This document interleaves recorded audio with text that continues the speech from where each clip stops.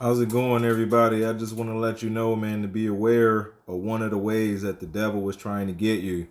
And one of the ways that the devil was trying to get you is to put an imaginary problem or an actual small problem in your way so that way you can act in ways that will get you to cause an even bigger problem than the imaginary problem would have been.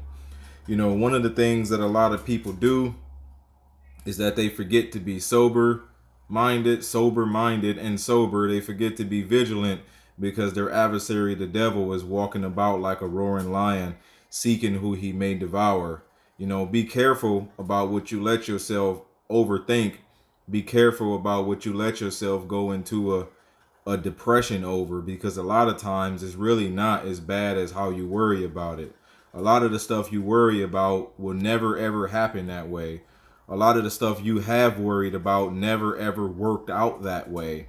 So at some point in time in your life, you got to look back and think like, wait a minute, I worried about this and I worried about that, and none of it ever worked out that way. So maybe this is just a small deal as such and such was, or I worried about that and God brought me through it anyway, even though it was a big deal, but my God is bigger than the deal. So either way, it don't matter. Now, now, it's very easy to make rash decisions when you feel like your back is up against the wall.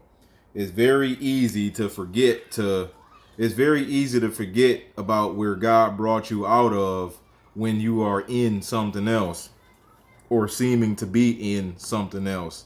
It's real easy to forget, but we got to make the hard decision to remember. We got to make the hard decision to get on our knees and pray when it seemed like everything around us is against us and the enemy is trying to bait us into curling up into a ball and falling into a depression, or into throwing fits of rage and lashing out at everybody over everything that's going on. It's real easy for that to happen. And sometimes we just got to make that hard decision to say, no, I will trust God anyway. Because all the enemy is trying to do is what? Kill, steal, and destroy. Remember, he couldn't directly curse Israel. He had to get them to curse themselves. He can't necessarily just walk up on you and take what God gave you, not without God's permission, of course. He can't just walk up on you and take what God gave you, but he can sure get you to give it away. He can sure get you to get mad at something and walk away from the job God gave you. He can sure get you to be too busy in life to be able to pay attention, to the mission that God put you on. He can sure throw a temptation or two in your way and get you to forget about where God brought you from.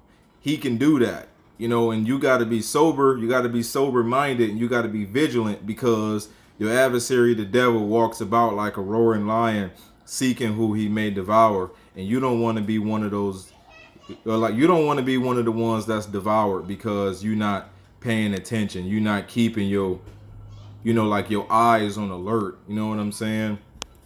Everything that happened, you want to fall into a depression about it.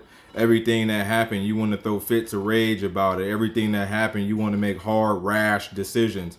When bad things go on, that's the worst time for you to be making instant decisions. Sometimes you just need to sit back and let that stuff pour over you, so that way you can figure out exactly what's going on without doing something that you're going to regret. And that's all the devil was trying to do, is to get you, to be at fault for you, not being able to walk into your promised land that God promised you.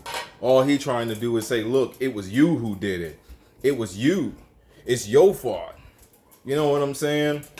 Because at the end of the day, it is your fault. And God is going to hold you accountable for what you let happen to your life. You know what I'm saying? But God ain't going to judge us for what the devil did. God is going to judge us for what we did. He going to judge us for how much room we gave the devil in our life. It'll be unfair for us to be judged for something that we didn't, have power or control over. And he gave us power to tread over snakes and scorpions. A lot of us just don't take it because we so used to living in Egypt. We so used to living in bondage. We so used to having slave masters throwing whips at our backs for everything we do. We so used to being powerless. We so used to just saying, hey, life happens. Nah, man. No.